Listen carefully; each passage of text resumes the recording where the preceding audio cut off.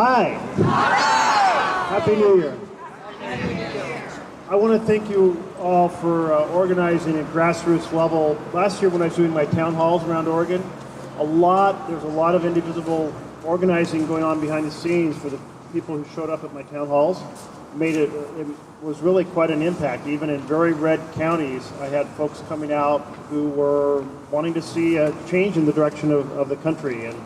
And I must say, it lifted my spirits.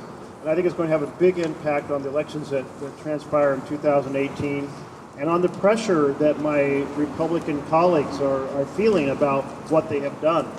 Since the last time I saw you all down here, we've had this horrific tax bill.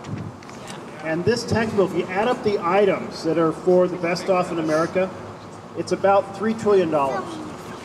Now, I want to translate that to dollars per man, woman, and child in America.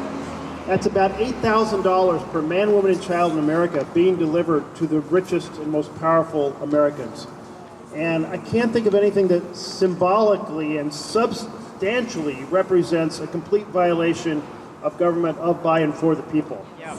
This is a bank heist of epic proportions, and it means that we don't have funding for health care. You know, while the Republicans were working so hard to get this bank theft completed, they weren't willing to do a simple bill already out of committee for the Children's Health Insurance Program. That's unconscionable. So the priority is just, the contrast is just unbelievable. And I think about how is it when I see a fun chip, fun chip now. Yep. Thank you all for pushing on chip. Oregon's one of the first 5 states to be running out of money, and there'll be about another 25 this next quarter.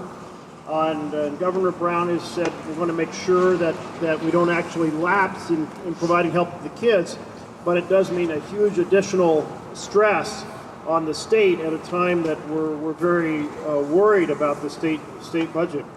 And can I add, we really have to pass this ballot major referral, 101. I mean, you think about when we put up money for the Medicaid Oregon Health Plan, it's matched roughly, a lot of it's matched 19-1 by the federal government. So for every dollar we put in, we bring in 19 federal dollars to provide health care here in the state. That is a pretty good deal. I mean, that's incredible deal. And if this goes down, then we're in another world of hurt, a really self-inflicted wound, an already difficult time. And of course, those most affected are those who are struggling, those who are being affected by the lack of living wage jobs and full-time employment. And so let's not let that happen. Let's win this ballot measure this month. And I know you all in Indivisible are going to be a big factor in making that happen. Yeah. So we'll get CHIP passed. We'll win this ballot measure, and then in the course of this year, we have to proceed to hopefully avert nuclear war. Yeah. This would be a good thing. Item. We have the DREAM Act is not. The DREAM Act should have been passed in 2017. Yep. And a group of us pledged not to vote for any funding measure that doesn't include the DREAM Act, and I'm one of them. We have very intense negotiations going on right now, and about this funding bill.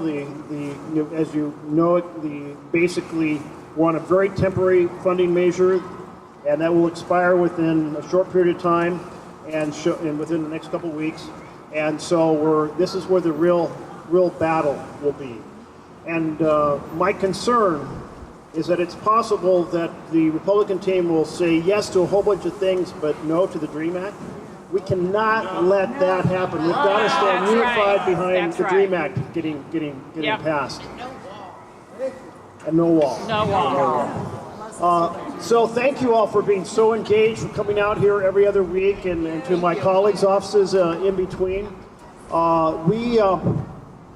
We really have to awaken the sense of individual engagement, involvement, because we are up against an enormous corruption of American politics by basically the Coke cartel money and friends. And you think about how could that tax bill ever have passed? It could only pass in a system where money from billionaires basically now controls the U.S. Senate and the House. Yep. And by the way, did you hear what Paul Ryan said just before the tax bill passed? He said, and by the way, the next thing we're going to do is take away Social Security benefits and Medicare benefits and Medicaid benefits. Yeah, and we cannot let that happen. So, anyway, so thank you all.